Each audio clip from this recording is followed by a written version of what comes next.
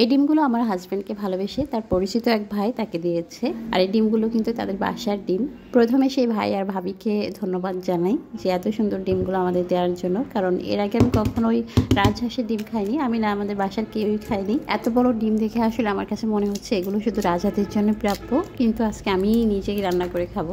আসলে কিভাবে রান্না করতে হয় আমি একটা পোস্টও দিয়েছিলাম যে কিভাবে রান্না করবো বুঝতে পারছিলাম না, একটু এক্সাইটেড ছিলাম যে কি করব, কিভাবে রান্না করব। তো আমার ভালোবাসার এক আপু, যশোরের বউ, আমার আপুটা আমাকে বলে দিয়েছে যে কিভাবে রান্না করব। আমি আপুর কথা মতোই আজকে এটা নারকেল দুধ দিয়ে রান্না করব। এখন হালকা করে একটু কেটে কেটে নিচ্ছি যাতে ভেতরে মশলাগুলো ঢুকে, এই জন্য অ্যাজ ইউজুয়াল যেভাবে আর কি কোরমা করা হয় ডিমের সেভাবেই কোরমা করব। খেতে আসলে কেমন হবে আমি জানি না, তারপরেও আজকে ট্রাই করছি এবং আপনাদের সাথেও শেয়ার করছি। আমার জীবনে ফার্স্ট রাজহাঁসের ডিম খাওয়ার এক্সপিরিয়েন্সটা আপনাদের সাথে একটু শেয়ার করে দিই, এই জন্যই আর কি। আসলে আপনারা তো সবাই এই রান্নাগুলো পারেন, আমার থেকে অনেক ভালো পারেন, তারপরে আমি শেয়ার করছি। প্রথমে এখানে পেঁয়াজ বেটে দিয়ে দিলাম। ভিতরে আসলে পেঁয়াজটা বেটে দিলেই ভালো হয়, গ্রেভিটা খুবই ভালো হয়, স্মুথ হয়। আর দিয়ে দিলাম তেজপাতা, দারুচিনি, এলাচ। গরম মশলাগুলো প্রথমেই তেলের ভিতরে দিয়ে তারপরে পেঁয়াজটা দিতে হতো, ব্যাপার না, এখন দিয়ে দিলাম। এখন দিয়ে দিচ্ছি আমি আদা রসুন 1 চা চামচ করে, আর 1 চা চামচ জিরা, ধনিয়া, লাল মরিচের গুঁড়া দিয়ে দিলাম। এখন সবকিছু দিয়ে একটু নেড়ে চেড়ে হালকা দুধ দিয়ে দেবো। আমি 1 কাপ গরুর দুধ আর 1 কাপ হচ্ছে নারকেলের দুধ মিক্স করে এখানে রেখে দিয়েছি, সেটাই আর কি আমি রান্নার কাজে ব্যবহার করব।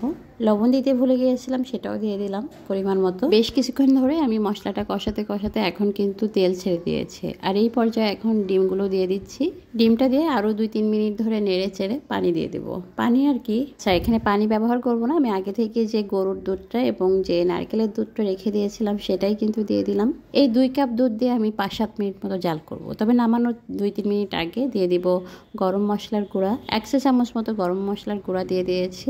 আর এখানে অ্যাড করতে হবে তেঁতুল। তেঁতুলটা কিন্তু আপনারা চাইলে আগে থেকে ভিজিয়ে রেখে কাঠটা ব্যবহার করতে পারবেন, কিন্তু আমি আস্ত তেঁতুল দিয়ে দিয়েছি। আসলে ব্যস্ততার জন্য আমার এটা আর ভিজিয়ে রাখা হয়নি, আমি আস্তই দিয়ে দিয়েছি, এটাও গলে যাবে। 2 টেবিল চামচ দিব চিনি। চিনিটা তো মাস্ট দিতেই হবে, তবে আপনাদের পরিমাণ বুঝে দিবেন। যদি মিষ্টি খেতে বেশি পছন্দ করেন তাহলে বেশি দিবেন, আর কম খেতে চাইলে কম দিবেন। একেবারে লাস্টে আমি 1 টেবিল চামচ ঘিও দিয়েছি, এটা স্কিপ হয়ে গেছে। আর এই ঘিটা দেওয়ার ফলে কিন্তু খুব সুন্দর একটা অ্যারোমা বের হচ্ছে। কি যে সুন্দর একটা অ্যারোমা বের হচ্ছে, ডিমের কোরমার যে অরিজিনাল অ্যারোমাটা সেটাই কিন্তু বের হওয়া শুরু হয়ে গেছে। ডিমের কোরমাটা আসলে আম্মু অনেক বেশি ভালো পারে, আমার শাশুড়ি মা, সে অনেক সুন্দর করে রান্না করতে পারে। আমি নিজেও পারি, কিন্তু অল্প সময়ের কারণে এটা আমি ঝটপট রান্না করে নিয়েছি সাধারণ বাসায় খাওয়ার জন্য যেভাবে রান্না করা হয়। তবে যেভাবে রান্না করি না কেন কোরমার অরিজিনাল স্বাদই কিন্তু চলে আসছে। আর আমি ভেবেছিলাম রাজহাঁসের ডিম খেতে কেমন হবে না জানি, তবে আমার কাছে নর্মাল হাঁসের ডিমের থেকেও বেশি ভালো লেগেছে এবং আমাদের বাসায় সবাই খুব মজা করে এটা খেয়েছে। আপনারা কে কে রাজহাঁসের ডিম খেয়েছেন সেটা কিন্তু কমেন্ট করে বলতে একদমই ভুলবেন না। সবাই ভালো থাকুন, সুস্থ থাকুন, আল্লাহ হাফেজ, আসসালামু আলাইকুম।